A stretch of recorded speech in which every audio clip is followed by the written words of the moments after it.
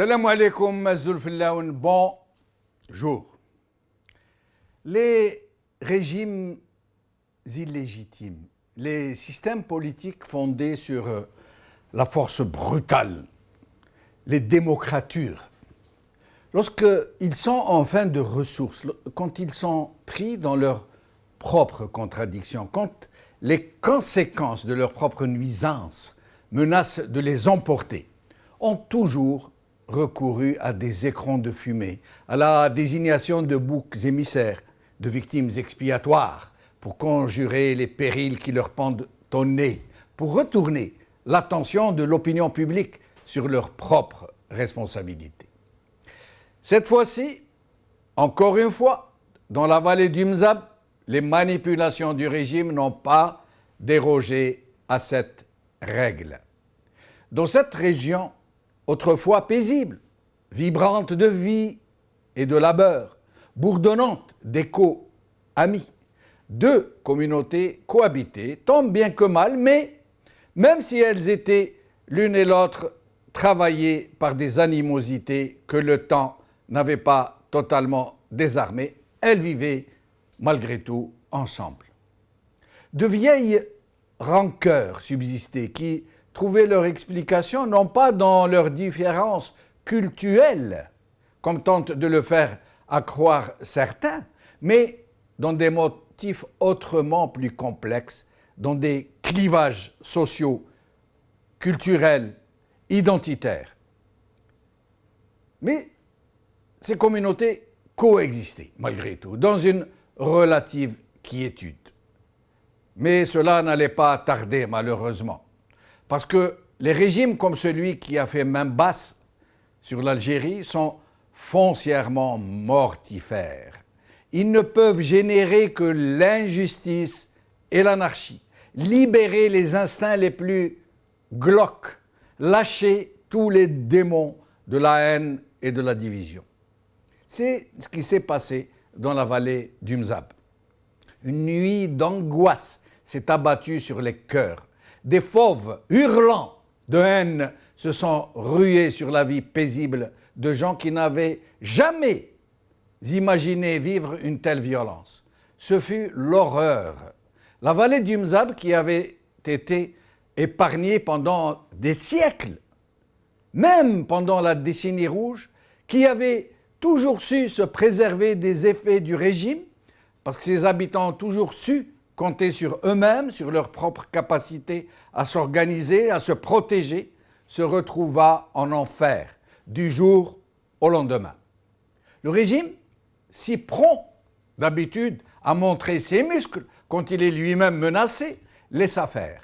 Soit parce qu'il a été incapable de régler le différend et de calmer la situation, soit qu'il a à dessein manipulé la violence pour diviser les Algériens à un moment où il est de son intérêt de semer la zizanie et l'incertitude. Ces troupes de policiers et de gendarmes, pourtant pléthoriques, assistaient impassibles à la dévastation des biens, des sépultures, voire même à l'assassinat en public de paisibles citoyens. Des vidéos existent sur ces terribles événements. Un tel laxisme, voire même des comportements criminels de ces mêmes forces de sécurité, exacerbèrent les rancœurs, attisèrent le sentiment de peur de ces communautés qui se sentirent livrées à elles-mêmes, aux tueurs fanatisés qui écumaient la région, qui tuaient en plein jour sans même se cacher.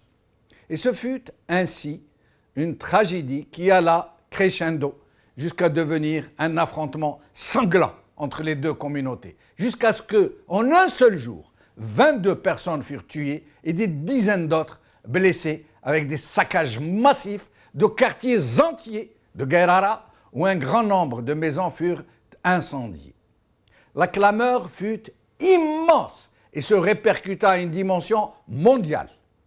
Le régime, qui se serait très bien passé de cette mauvaise publicité, pour l'image qu'il tentait d'entretenir, d'un état de droit digne de ce nom, décida enfin de montrer sa force. Et bien sûr, il le fit en jetant en pâture des boucs émissaires.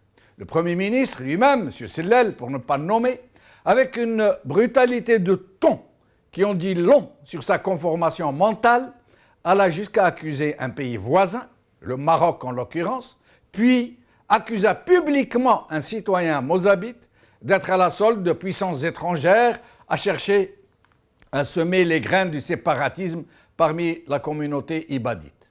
Il fit feu de tout bois et ne craignit pas de faire des amalgames haïssables. Le temps était donc donné et tout le monde comprit que l'injonction avait été lancée à une justice aux ordres pour l'instrumenter contre ce citoyen, pour faire un écran de fumée, pour noyer le poisson en somme. Et cela se passa exactement comme prévu. Des arrestations arbitraires furent effectuées et parmi elles, celle du militant pour les droits de l'homme et néanmoins défenseur des intérêts de sa propre communauté, il ne s'en cache pas d'ailleurs, Kamel Din Fakhar. Aujourd'hui, le jeune indépendant Kamel Din Fakhar dans un état grave par Hussein Adrien. Le 360. Raldaya. Le Congrès mondial Amazigh menace de saisir la Cour pénale internationale. Par Ziad Alami. Siwel. Urgent. Le docteur Kamel Din Fakhar est vivant.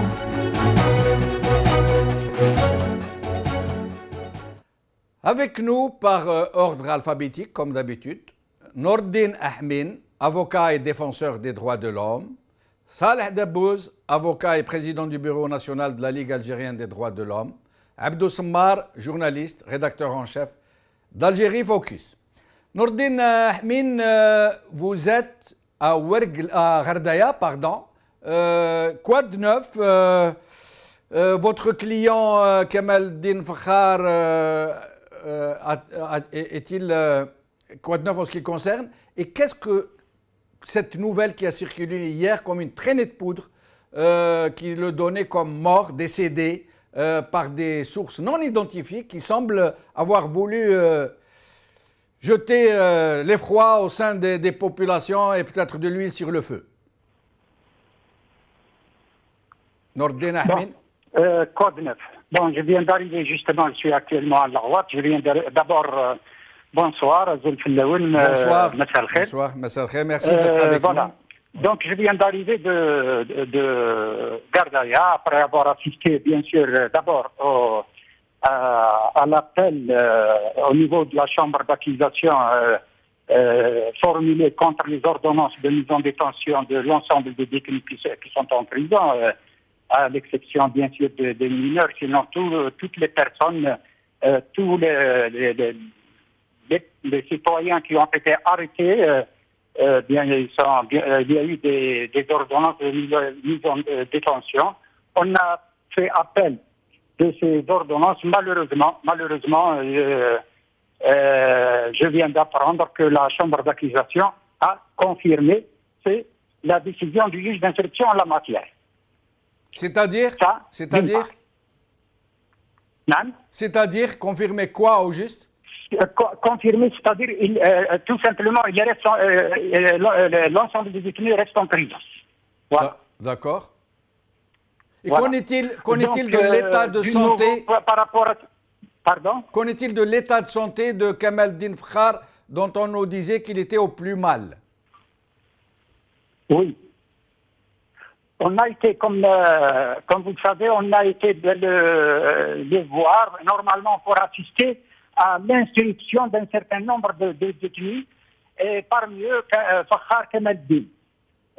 Bon, une fois qu'ils l'ont ramené, déjà ils ont mis une heure pour le ramener. Ah, vous vous rendez compte, dans la même prison, déplacer quelqu'un pendant une heure, ils ont pris un temps d'une heure pour le ramener de sa cellule, de l'endroit de détention à l'endroit où on a le juge d'instruction a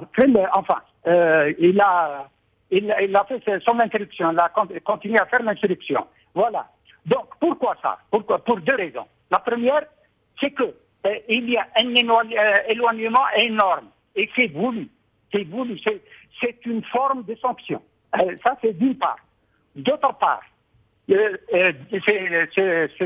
ce temps-là, c'est dû à sa situation de santé. Ils l'ont ramené sur une chaise roulante. Vous vous rendez compte, une chaise roulante. Pratiquement, il est impossible de bouger. À peine il arrivait à parler. La pire des choses, quand il demande au médecin de le prendre en charge sur ce plan-là, le médecin lui répond: j'ai des instructions de l'administration de ne pas faire ce qu'il me demande. Vous vous rendez compte, un médecin en matière de santé, hein, le médecin, excusez-moi Nordin Ahmed, le médecin refuse de prendre en charge quelqu'un qui appelle au secours, qui est en danger de mort, au prétexte qu'il n'a pas reçu l'ordre de s'occuper du malade. Absolument. De toute façon, Maître Debbouze confirmera ça, on était ensemble. C'est incroyable. Mais dites-moi, Maître Ahmed. Ça dépasse l'entendement. Ce n'est pas possible de se taire des choses-là. Ce n'est pas possible. Ça dépasse l'entendement. Maître Ahmed, Nordin Ahmed, hier, en début de soirée, des sources non identifiées ont investi les réseaux sociaux pour distiller l'information que Kamel Dinfkhar était mort.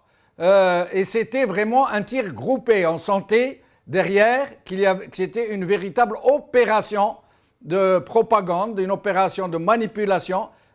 Qui sont ces gens qui ont tenté de semer une telle information et pourquoi, selon vous?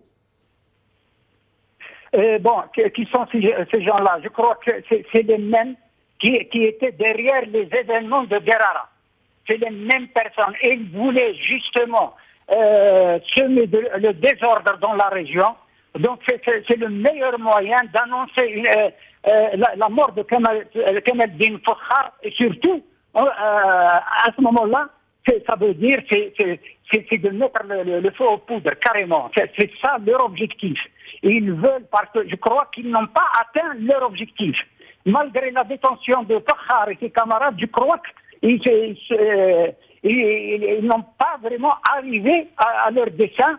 Donc, ils veulent créer une autre situation, peut-être dans les premiers temps, peut-être ces arrestations-là. Leur objectif, justement, c'est de créer une certaine situation de désordre, de situation incontrôlable.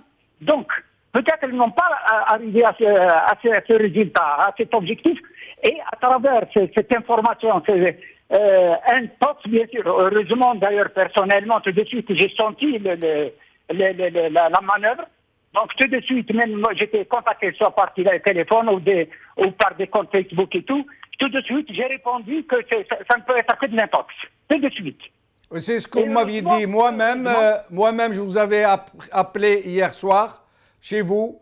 Vous m'aviez dit ça ne peut être qu'une opération d'intox, parce que m'avez-vous dit, s'il était décédé comme on le rapportait à 17h, ça ne pouvait pas rester comme ça, sans aucune réaction, pendant 3 ou 4 heures plus tard. Restez avec nous, Nordin Ahmed. 22h, 17h. Restez avec nous. Saleh Debbouze, merci d'être avec nous. Je vous remercie, c'est moi qui vous remercie. Alors, Saleh Debbouze, vous êtes avocat comme Maître Ahmed de Kamel Dinfkhar, vous êtes un défenseur des droits de l'homme, vous êtes le chef de bureau national de la Ligue algérienne des droits de l'homme. Pourquoi cet acharnement contre Kamel Dinfkhar? Écoutez, alors l'acharnement, ce n'est pas uniquement contre Kamel Dinfkhar. L'acharnement, c'est contre... il faudrait que je signale qu'il y a une vague d'arrestation contre tous les activistes, qu'ils sont activistes actuellement structurés dans des partis politiques, dits par le pouvoir ou classés par le pouvoir comme des partis indésirables. Je ne veux pas classer moi-même, mais c'est des partis connus, indésirables dans certaines régions, ou alors comme les droits de l'homme, etc. Aujourd'hui, j'ai croisé un militant qui était dans un parti politique d'opposition, qui était candidat la dernière fois aux élections législatives, qui s'est classé premier à Brienne. Bon, vous savez, pour être élu député, il faut avoir une majorité dans toute la wilaya, eh bien, tout simplement, il a été arrêté. Il n'a pas été convoqué, la même méthode que Frère, arrêté, interpellé, et en rendant visite à notre détenu à Gherdaya, j'ai encore croisé, il était mis en mandat de dépôt, donc la prison de... Quel est son nom? Quel est son nom? Son nom, s'il vous plaît. Kerrouchi Nourdine. D'accord. C'est Kerrouchi Nourdine, tête de liste d'un parti de l'opposition à la dernière élection législative. D'accord. Il y a aussi l'ex-maire de Barrienne qui est incarcéré, Nadrahmine. On en a parlé ce matin. Je lui ai donné ce point de vue. Et juste après avoir quitté le groupe qu'on a plaidé, qui était présent à la chambre d'accusation en rentrant à Barrienne, j'ai croisé Nourdine Kerrouchi. Et donc, cette arrestation confirme ce que j'ai créé, que j'ai toujours dit depuis le début, depuis l'arrestation de Kamel Din, que le pouvoir a établi une liste d'activistes politiques ou d'activistes dans les domaines des droits de l'homme qui ont osé donner un avis qui critique le comportement des autorités, ou qu'elles soient civiles ou administratives, concernant les événements de Gherdaya ces 2 dernières années. Et donc cette liste, tous ceux qui ont osé critiquer le comportement des autorités sont considérés comme instigateurs. Et on leur colle l'article 87 bis, qui est un article qui parle de terrorisme, qui est très vague. Et donc, s'ils sont condamnés par cet article, c'est la peine capitale. Alors, pourquoi ça? Parce qu'on a besoin d'abord, ça prouve une chose, que les événements qu'a connus la wilaya de Gherdaya depuis 2013, ça a commencé par Grara, et puis ça s'est propagé à Barrière et à Gherdaya. Ce sont des événements voulus, contrôlés par, et je le dis et j'assume ce que je dis, par le pouvoir, au niveau central, exécuté par les forces de sécurité, je dis bien les forces de sécurité, et avec la complicité, bien sûr, de la justice qui est instrumentalisée dans cette affaire-là. Tous les gens qui ont osé et qui sont originaires de Gherdaya, qui ont osé dénoncer ce complot en apportant des éléments concrets, sont considérés comme instigateurs. Ça a commencé par Frère Kamel Din et ça se poursuit. La preuve, c'est que les responsables, moi je tiens le pouvoir actuel en place pour le principal responsable, les responsables de cette situation, ils démarrent, ils arrêtent ces émeutes comme ça le sort, comme ils le veulent.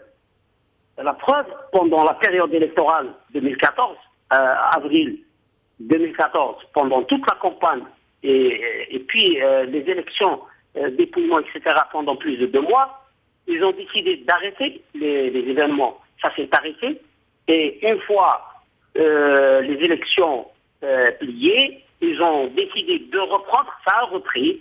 Et aujourd'hui, quand il y a eu le massacre de Grara, qui a fait beaucoup de tapage, ils ont décidé d'arrêter, ça s'est arrêté, mais cette fois, ils avaient besoin d'un bouc émissaire ou 2 boucs émissaires, et d'une pierre de coups, ils prennent des personnalités connues pour leur activisme, pour leur coller, pour leur faire supporter la responsabilité de ce qui se passe.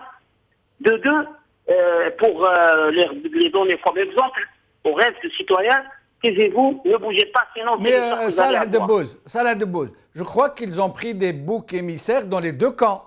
Des gens qu'ils ont désignés à la vindicte populaire, à qui ils ont attribué tout le mal qui a été fait, mais je crois que c'était dans les 2 camps, il me semble.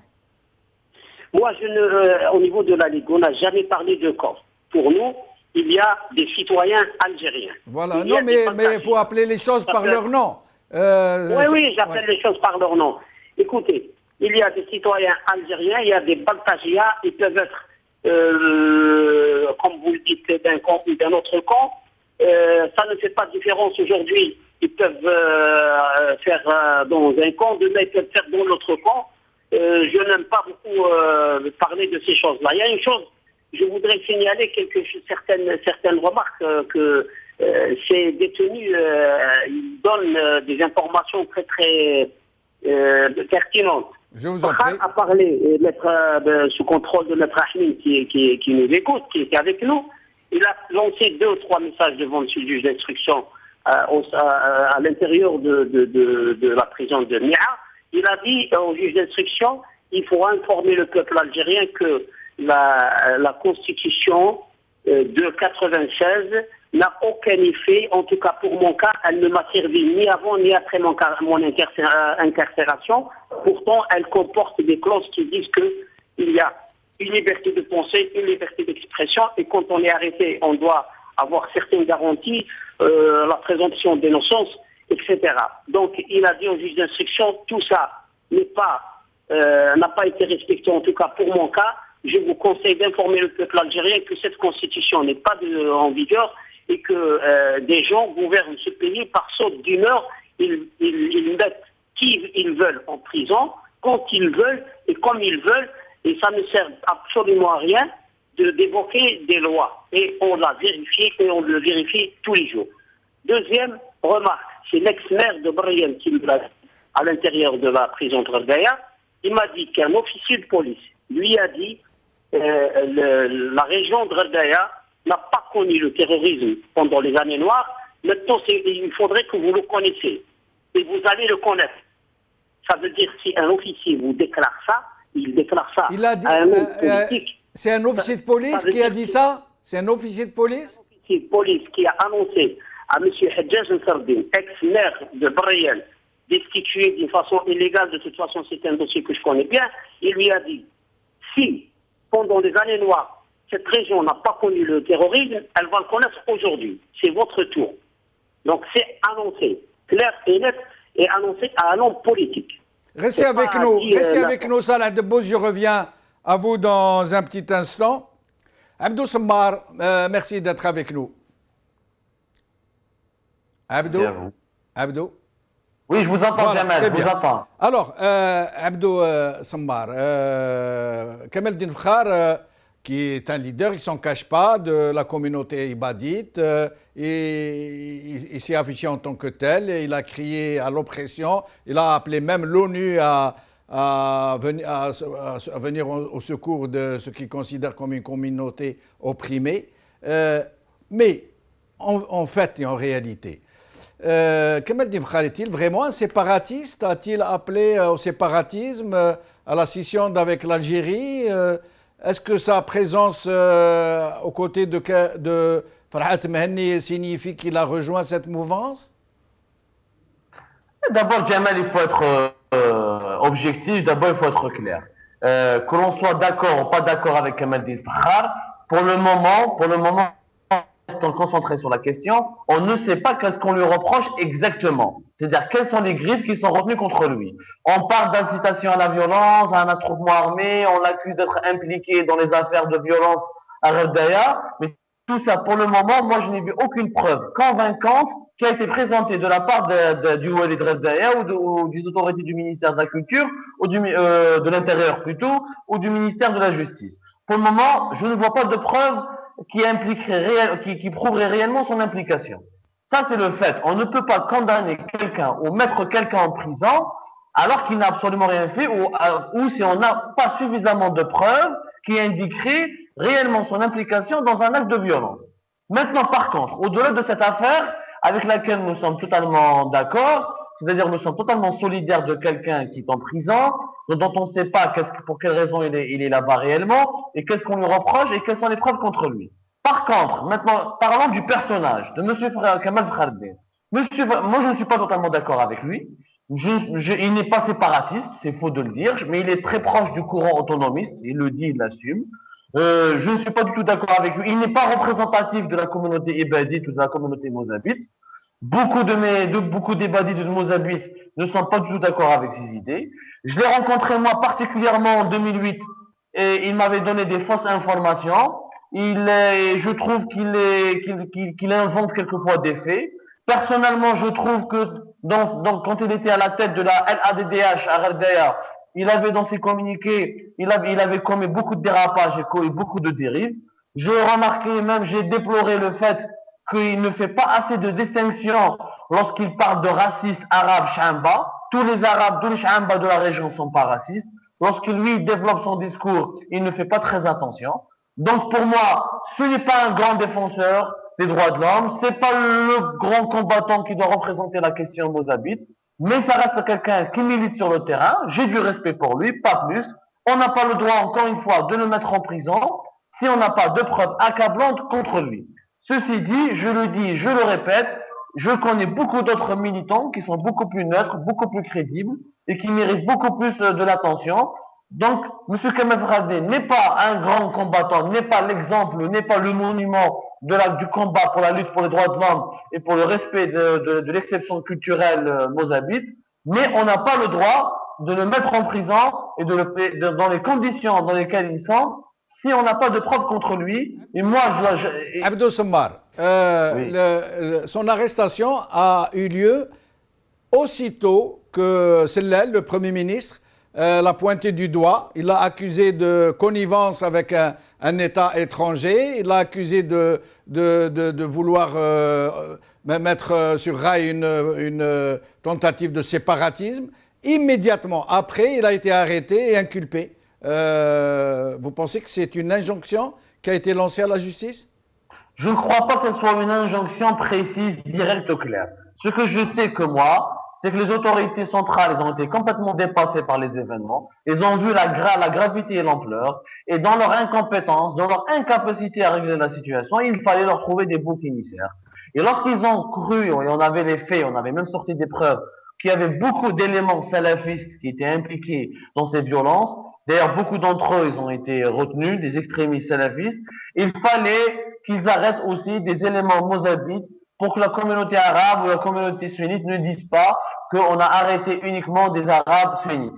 Donc, c'est dans cette logique complètement de quelqu'un d'un gouvernement complètement dépassé par les événements, complètement à la rue dans cette affaire. Il a essayé d'arrêter des deux côtés pour pouvoir contenter tout le monde. Malheureusement, c'est comme ça que ça a marché. Maintenant, encore une fois, moi, je n'ai pas de preuves impliquant directement M. Khaldé, mais j'appelle à une enquête sérieuse et approfondie pour qu'on puisse situer le niveau de responsabilité. Mais Abdou Sammar, vous qui êtes journaliste, rédacteur en chef d'un journal qui est très lu, un journal en ligne, vous êtes particulièrement bien informé, vous suivez l'actualité. Est-ce que vous avez entendu une seule fois Kamel Dimkhar revendiquer la séparation de la vallée du Mzad avec le reste de l'Algérie? Est-ce que le fait de s'être affiché avec Mhenni, le leader du MAC, implique qu'il est arabophobe, lui qui pratique la langue arabe exclusivement? Est-ce qu'il est islamophobe, lui qui est un musulman pratiquant? Il a été arrêté à la mosquée. Comment pourrait-il revendiquer l'indépendance d'une région qui est entourée de toutes parts par l'Algérie? Est-ce que vous pourriez nous dire ce que vous en pensez, le fond des choses, très franchement, très clairement? Très clairement, Jamal, moi je suis quelqu'un qui s'appuie sur les faits. Moi je ne parle pas avec l'insentiment, je parle avec les faits. Je n'ai pas un fait prouvant que M. Kamel Fradé voulait l'indépendance de la vallée du Mzab. Je n'ai aucun de ces faits, ni un document, ni une vidéo, etc. Il parlait d'autonomie, ce qui est une chose complètement différente. Est-ce qu'il a raison? Moi je dis non. Mais ça, c'est le citoyen qui parle. Naturellement, je ne suis pas d'accord avec lui. Par contre, lors de certaines de ses positions que moi j'estime complètement en inadéquation par rapport à la réalité du Mzab, quand par exemple il appelle à l'intervention de l'ONU, je trouve ça complètement incohérent, complètement à côté de la plaque. C'est pas l'ONU qui va régler les problèmes de Gherdaya. Les gens à Gherdaya sont suffisamment intelligents, sont suffisamment mûrs, pourvu qu'on les laisse régler leurs affaires entre eux, pourvu qu'on arrête de la manipulation politique, ils arriveront à régler cette crise. Certaines de ces positions, je les qualifierais d'extrémistes, d'inadéquates, d'incohérentes. Mais de là à faire de lui un terroriste, de là à faire de lui un homme dangereux qui menace la stabilité et l'unité du Mzab, je crois que c'est vraiment une position complètement haineuse et méprisante. Ou l'unité de l'Algérie. L'unité du Mzab ou l'unité de l'Algérie? Et l'unité de l'Algérie, on peut pas, ce monsieur ne représente aucunement une menace. La véritable menace contre l'unité de l'Algérie, c'est le salafisme djihadiste qui se propagent dans la région, c'est l'intolérance et les idées préjugés racistes contre la communauté ibadite, ce sont certains acteurs de la communauté ibadite qui veulent rester renfermés sur eux-mêmes, qui veulent rester dans cette logique conservatrice de maintien du patrimoine sans s'ouvrir vers l'autre, c'est la corruption locale, c'est le problème d'aménagement du territoire, c'est le fait que nous avons des autorités centrales qui n'ont pas été capables d'avoir un véritable programme de développement pour la région. C'est ça les véritables menaces contre la stabilité et l'unité du pays.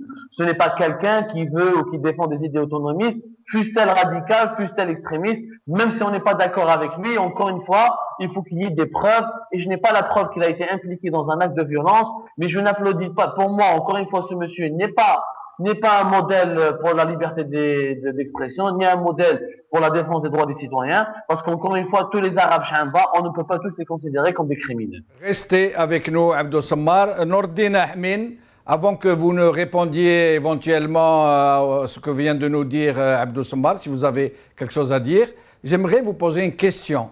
On nous dit que les autorités pénitentiaires et judiciaires auraient ordonné de retirer le sucre à Nordine Khar qui est en grève de la faim. Or, nous savons tous que les gens qui sont en grève de la faim ont besoin d'eau et de sucre pour que leur fonction vitale ne soit pas atteinte. Est-il vrai qu'on lui a retiré le sucre? Absolument, absolument. Je confirme cette information. C'est incroyable. C'est l'intéressé lui-même qui nous a, devant les juges d'instruction, devant les représentants du parquet. Donc, oui, en effet, il nous a informé pour qu'on alerte l'opinion publique. Ce n'est pas possible, ça. C'est-à-dire, on veut carrément tuer la personne. Donc, c'est vrai, ces allégations. Lorsqu'il dit on tente de m'assassiner, donc ce n'est pas exagéré. Si on lui retire le sucre alors qu'il est à je ne sais pas combien de jours de grève de la faim, ça veut dire qu'on cherche à le tuer ou du moins à l'assassiner de façon indirecte en portant un coup grave à sa santé. Oui, absolument, absolument. Là, c'est bien sûr, de prime abord, quand on entend des allégations de ce genre de réaction, on dit c'est de l'exagération, c'est tout à fait normal, il est en prison et tout. Mais quand il confirme ce genre d'acte, et devant, d'abord, nous, avocats, on était, je ne sais pas, au moins 6 avocats, 7 exactement, voilà, le nombre me revient. Devant nous, on est, comme par hasard, il y avait le juge d'instruction et le représentant du parquet, comme je l'ai dit. De faire ça à un prisonnier, c'est terrible, ça. C'est un assassinat. Voilà, c'est carrément, même de point de vue loi, c'est condamnable. C'est comme un assassinat, c'est la même chose. Oui. C'est inadmissible. Est-ce que vous auriez quelque chose à commenter sur les propos de Abdou Sammar? Bon, j'ai des réserves sur certains propos, grosso modo, c'est ça. Bon, bien sûr, je suis tout à fait d'accord avec lui concernant les chefs d'accusation, la manière de le poursuivre et tout. Ce qui se dégage dans toute cette poursuite, ils veulent l'utiliser comme bouc émissaire, ça c'est clair. À dire que ces autorités, la gestion de cette crise ou de ces événements sont dus à une incompétence des autorités. Je ne suis pas d'accord du tout parce que ces autorités ont démontré depuis 1962 jusqu'aujourd'hui qu'ils sont forts sur ce plan-là. Et la preuve, le système, le régime, la nature du régime, c'est la même depuis 1962, je dirais même avant, mais au moins depuis l'indépendance. Donc de dire qu'ils sont incompétents, ça c'est vraiment, ce n'est pas possible. Les connaissants, comment ils agissent, rien n'est laissé au hasard. Ils ne laissent rien au hasard. S'ils font quelque chose, c'est une crise qui dure 2 ans, et de ne pas engager une enquête, de ne pas faire des enquêtes, ce n'est pas possible. On ne peut pas savoir la vérité, la réalité. Donc ça c'est voulu. Et donc ils ont voulu gérer le problème, ce n'est pas le régler. Le maître de Bouche tout à l'heure, il a fait allusion aux élections. Et comme par hasard, si on revient à l'ensemble des étapes qu'a connues cette région depuis 2008 jusqu'à aujourd'hui, quand il s'agit des élections, comme par hasard, comme par magie, c'est le calme qui revient. Et juste quand on a besoin de quelqu'un, quand il y a une situation un peu exceptionnelle, hop, on voit à nouveau la région s'enflamme. Donc, ce n'est pas de l'incompétence. Ils gèrent ce problème à leur guise, comme ils veulent. Ils sont en train d'utiliser cette affaire de Gherdaya comme ils utilisent la question du terrorisme, comme ils disent. Ils ne veulent pas régler ça parce qu'ils les utilisent. Voilà, pour dire au peuple algérien, attention, l'Algérie va mal, il y a des risques, il y a ceci, cela, le séparatisme et tout. Même cette histoire du séparatisme, c'est utilisé dans ce sens. Dans ce sens, pour faire peur, et quand, bien sûr, n'importe quel Algérien, quand on lui parle de séparatisme, c'est tout de suite pris de panique. Et c'est tout à fait normal. Restez avec nous, Nordin Ahmed. Saleh Debbouz, vous êtes avec nous, n'est-ce pas? Oui, je suis là. Alors, selon Abdou Sammar, Kemal El Fakhar aurait eu des positions quelque peu extrémistes et même un discours à la limite du racisme puisqu'il attaque les Arabes Chamba de façon indiscriminée. Qu'est-ce que vous en pensez? Écoutez, je vais vous dire en toute franchise et pour peut-être la première fois que je vais afficher mon opinion et mon avis personnel concernant Kemal El Fakhar qui faisait partie de la LABDH et on a discuté de ce problème plusieurs fois au niveau de structure de la LABDH. Je n'ai jamais voulu afficher ma position personnelle, enfin mon avis personnel, mais je vais le dire aujourd'hui. Il y a une chose, on n'a jamais écouté Kemal El Fakhar s'exprimer sur ces accusations qui lui sont dressées par d'autres. On lui prend, si vous voulez, vous faites son discours et on prend 3 ou 4 sections de vos discours et on vous dit voilà ce qu'il a dit, mais on ne lui donne pas la chance de s'exprimer. Moi, j'ai une vidéo. D'ailleurs, qui est peut-être, je vais vous dire, j'ai retrouvé la trace de cette vidéo dans le dossier de Frère Kemal El, de quelqu'un qui n'est pas mouzabite, qui déclare recevoir de l'argent de Kemal El Fakhar, qui est un Cha'ambi. Cette personne, c'est un Cha'ambi, il déclare j'ai reçu 20 000 dinars. C'est une vidéo qui est faite sur YouTube, de Kemal El Fakhar pour m'aider à faire une marche contre le chômage à Gherdaya. Il m'a dit tu prends ces 20 000 dinars pour acheter des sandwichs à toi et au groupe de copains qui sont avec toi et moi je vais ramener les gens que je connais pour vous soutenir dans cette démarche. On n'évoque jamais ça pour dire que Kemal El Fakhar le fait discrètement pour participer aux revendications des uns et des autres, mais si dans un moment d'énervement il dit quelque chose, on le prend tout de suite si on lui fait un jugement de valeur. Je ne dis pas que Kemal El Fakhar ne fait pas d'erreur, ne fait pas de faute, comme on fait tous. Mais de là à stigmatiser et à prendre uniquement certaines de ces déclarations pour dire que Kemal El Fakhar est le responsable, ou on fait un jugement pour dire de lui qu'il est représentatif, monsieur Abdou Sammar, pour savoir la représentativité de n'importe qui, il faut un temps d'apaisement, il faut une liberté d'expression, il faut laisser les gens s'exprimer, réfléchir.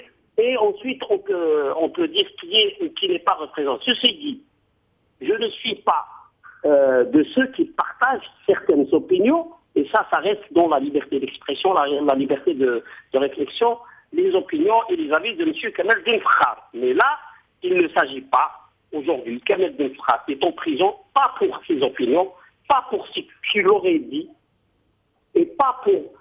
Même pas, c'est-à-dire on lui reproche même pas ses déclarations et ce que on lui impute. On prend Kemal El Fakhar, on dit que lui il n'est pas représentatif, pourquoi alors l'emprisonner, et on lui impute tout. Moi j'ai dit au cours d'une conférence de presse à Alger, j'ai dit on lui a imputé tous les problèmes de l'Algérie à part le tremblement de terre de Boumerdès et les inondations de Deblouet. 18 charges. C'est-à-dire si lui qui met la sécurité de l'État d'Algérie en danger. Excusez-moi, Saleh Debbouz, 18 charges, 18 chefs d'inculpation? Oui, 18 charges, 18 chefs d'inculpation et parmi les plus lourdes. C'est lui qui est responsable il met la sécurité de l'État en danger, il met la souveraineté nationale en danger, il met l'unité nationale en danger, et plus il incite au meurtre. Il est derrière une association de malfaiteurs, il assiste aux attroupements armés et non armés, et je ne sais quoi d'autre. Et Maître Ahmed est là pour vous dire que les charges retenues, c'est toute une liste. Alors, il y a une chose que je n'ai pas compris. Les 18 charges, il a fallu au moins, pendant deux ans, il devait être responsable pendant les 2 années des atrocités qu'a connu Gherdaya. Qu'attendait le parquet pour l'arrêter? Il attendait le discours de Sellel. Alors, maintenant, la chose qui est frappante, Sellel arrive à Gherdaya le 9 au matin, il prononce un discours à l'intérieur de la structure de la wilaya où il déclare que Fakhar Kameldine est responsable, il va être arrêté. Une chaîne très très proche des services de sécurité en Algérie, je ne vais pas la nommer, qui émet en boucle que Fakhar Kameldine est arrêté. Lui-même, il entend ça, il envoie son avocat au parquet du tribunal de Gherdaya pour demander s'il y avait une procédure contre lui. Le procureur l'informait le 9 au matin qu'il n'y avait rien contre Fakhar Kameldine. Il va à la cour, il demande au procureur général est-ce qu'il y avait quelque chose contre son client. Le procureur général l'informait qu'il n'y avait rien contre son client. Je signale, Maître Ahmed est là pour confirmer que chaque fois Fakhar Kameldine était convoqué d'une façon régulière devant la justice, il se présentait. Et Fakhar Kameldine a comparu plus, 50 fois. Et le 9 au soir, à 22h30, il était en train de faire la prière de Tarawih à l'intérieur d'une propriété qui lui appartient, qu'il a aménagée en mosquée. Et voici les services de sécurité qui font éruption à l'intérieur de cette mosquée et qui font des tirs de sommation et qui embarquent tous les gens qui faisaient la prière. Sur une simple instruction, attention, c'est une simple instruction du procureur général, c'est-à-dire que ce n'était ni un mandat d'amener, ni un mandat d'arrêt, ni un mandat de dépôt, ni aucune forme de mandat prévu par la loi. C'est une lettre écrite par le procureur de la République au chef de la sûreté de la wilaya qui lui demandait de procéder à l'arrestation de Fakhar Kameldine et par tous les moyens. Ça veut dire que si jamais Fakhar Kameldine voulait résister, il pouvait risquer sa vie. Par tous les moyens, c'est-à-dire les policiers pouvaient le tuer. Alors, écoutez, la gravité de la situation ne nous permet même pas de discuter sur les humeurs et certaines déclarations de Fakhar au moment où on lui a même pas permis de défendre ses positions. Moi, un principe, je connais, je sais, un principe. Quand on veut juger quelqu'un, il faut lui donner l'occasion de s'exprimer. Restez avec nous, Salah Dabbouz. Abdou Sammar. Écoutez, moi je suis tout à fait d'accord avec nos invités, Salah. Sur le droit de justice, là encore une fois, on n'a pas le droit de juger ou de maltraiter quelqu'un si on n'a pas, même s'il est coupable, le droit d'être traité avec dignité et le droit de traiter un détenu et de lui donner un procès équitable, c'est un droit que l'on discute même pas. Par contre, je suis désolé de rappeler, parce qu'il y a Monsieur Kameldine Fakhar, il a énormément de partisans, il a une certaine influence sur des gens. Je suis désolé de rappeler que ce n'est pas quelqu'un de modéré, et je le regrette. Je vous lis juste une citation. Écoutez très bien ce qu'il a dit dans une interview accordée à mes confrères de Maghreb émergent. Il dit que la communauté arabe, il met même pas de nuance. Il associe tout le monde il met tout le monde dans le même panier. Il dit la communauté arabe, dès qu'il fait une guerre, à la communauté mosabite, avec l'acharnement et la haine que l'on a connu ces derniers mois. Subhanallah, quand même. Quand on est un militant des droits de l'homme, quand on a fait partie de la Ligue algérienne des droits de l'homme, on fait quand même des nuances. On peut pas accuser tous les Arabes d'être des criminels. C'est faux. J'ai été à Gherdaya pendant 6 fois. Je connais très bien la région de Gherdaya. Je connais les Chamba, je connais les Mozabites, je connais les Médabih. Tous les Arabes ne font pas la guerre aux Mozabites. C'est faux. C'est comme si moi demain je pars à Tizi Ouzou, je me fais agresser à Tizi Ouzou, je vais dire tous les gens de Tizi Ouzou c'est des voyous, c'est des criminels. Ce qui est faux. Malheureusement, dans certaines prises de position de M. Kameldine Fakhar, il y avait un extrémisme qui était inacceptable. Maintenant, c'est pas parce qu'il a dit, même s'il est coupable, on a le droit de le considérer, de le traiter humainement, de lui donner un procès équitable, et comme disait M. Salah, de le défendre. La manière dont il est en train d'être jugé, la manière dont il est en train d'être incarcéré, elle est honteuse et inacceptable. Là-dessus, il n'y a pas de débat. Mais quand on veut être juste, il faut être juste. Tous les idées extrémistes, Toutes les idées violentes, ils doivent être combattues à Raddaya. Il faut arrêter de faire passer le chapeau uniquement aux Arabes de la région et de faire croire que les Mozambiques sont autant les victimes. Il n'y a pas de victimes et de coupables d'un côté. Il y a une manipulation, il y a des extrémistes de part et d'autre, et il faut leur dire, ça suffit. Barakat. Abdou Semmar, Maître Ahmin nous dit que, pour reprendre votre propos tout à l'heure, qu'en la matière, il n'y a pas seulement incompétence de la part des autorités sécuritaires, mais très probablement, très vraisemblablement, de la manipulation pour pousser les communautés à s'affronter, à semer la zizanie entre elles. Non, écoutez, Jamal, quand je parle d'incompétence, j'ai parlé d'incompétence au niveau de la gestion du développement local, au niveau de développement économique régional, au niveau dans leur mission d'insuffler du dynamisme à cette région. C'est en cela qu'il y a une incompétence. C'est en cela qu'il y a une incompétence. C'est cette incompétence-là qui est dangereuse. Après, oui, certainement, il y a des cercles politiques qui ont semé le trouble et qui ont jeté l'huile sur le feu, etc. Mais malheureusement, il n'y a aucune association civile en Algérie, aucun média qui est capable d'enquêter, qui est capable d'aller sur le terrain et de dire qui était coupable, qui n'était pas. Il faut un travail d'enquête. Je ne peux pas, moi, journaliste, colporter des accusations et donner des lectures. Moi, je m'appuie sur les faits. Les faits disent quoi? Les faits disent qu'il y a une crise profonde à Raddaya, parce que, un, nous avons un chômage, deux, nous n'avons pas d'agriculture saharienne, trois, le mode de nomadisme s'est arrêté, quatre, il y a énormément de déséquilibres régionaux entre les habitants. Ça, c'est des réalités concrètes, palpables. Après, oui, il y a des cercles politiques qui en profitent.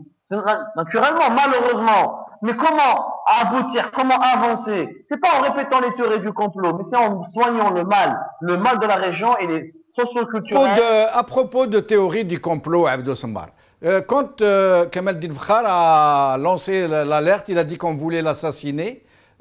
Beaucoup de gens ont réagi en disant justement bon, que c'est un complotiste, qu'il exagère, etc. Or, Maître Ahmin vient de nous apprendre maintenant qu'on lui a retiré le sucre.